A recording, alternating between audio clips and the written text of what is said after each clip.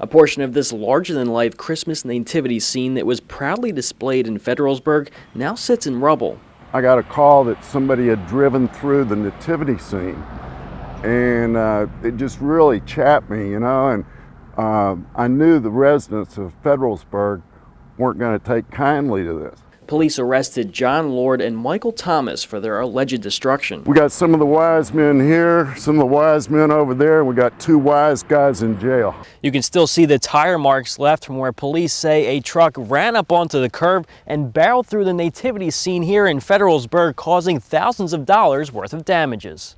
They just drove right through, and they took the camel out and four other animals, and all this right in front of the baby Jesus was watching and probably not real happy. Neighbors couldn't believe their eyes either. They call it an appalling crime. That was terrible.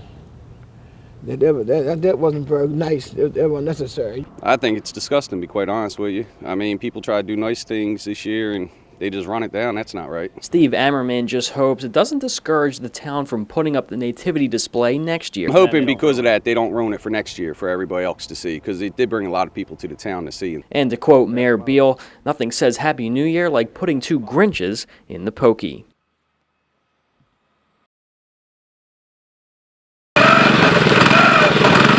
Not one, but two separate breaks in one water main on Maple Avenue in Federalsburg has left nearly 100 people without water.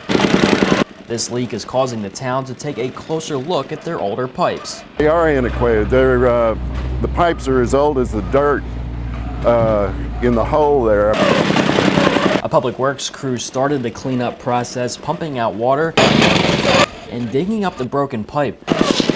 Public Works Director Steve Diet says the pipes are reaching their limit. We certainly have pipes that are even older than 40 years, but most of the ones that are older than 40 years are cast iron or ductile iron, and they don't usually have this problem. This particular pipe was made in the 40s and late 40s, early 50s, and it's state-of-the-art then. It would not be now. The water main break caused this whole sidewalk here along Maple Avenue to collapse. And nearby residents say when they saw the water shooting up out of the ground, they knew it was going to be a long few days without water. I'm telling you, it was bad. It looked like the rapids running down the street.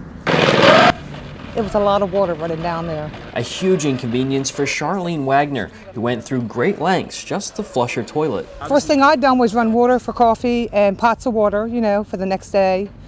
And then when it busted Saturday night, you know, I filled up the bathtub and all that stuff. But we literally had to come down here Saturday morning to get buckets of water out of the hole to flush our toilets.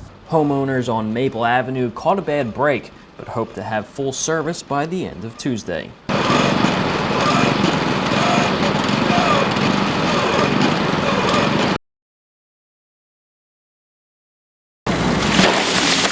Power dredging is the name, and catching oysters is their game.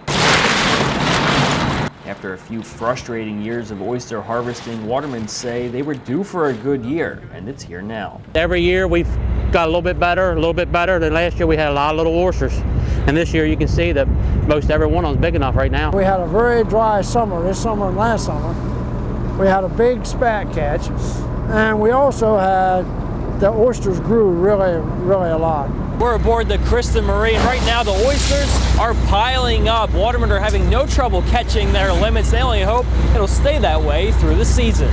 William Ledman is a waterman from Tillman Island, and lately he's been catching his bushel limit in just under 3 hours. But he says due to the state's limitations, they can only harvest in certain areas. Life is good now, but watermen don't see it lasting. I think they took too much bottom from us. I think if we had some more bottom, that we could go the rest of the year just like we got right now. You know, it's so many boats congested in one area, and it won't take long to catch us up. You're going to have to work harder, but if we had more bottom that we could keep clean and have a good spat catch, we could do a lot better. As the season goes on, there'll be less because our guys don't have enough area. They need more area to work. Watermen are not looking to the future when the time now is a true present. Reporting from the Midshore, Stephen Fisher, WBOC News.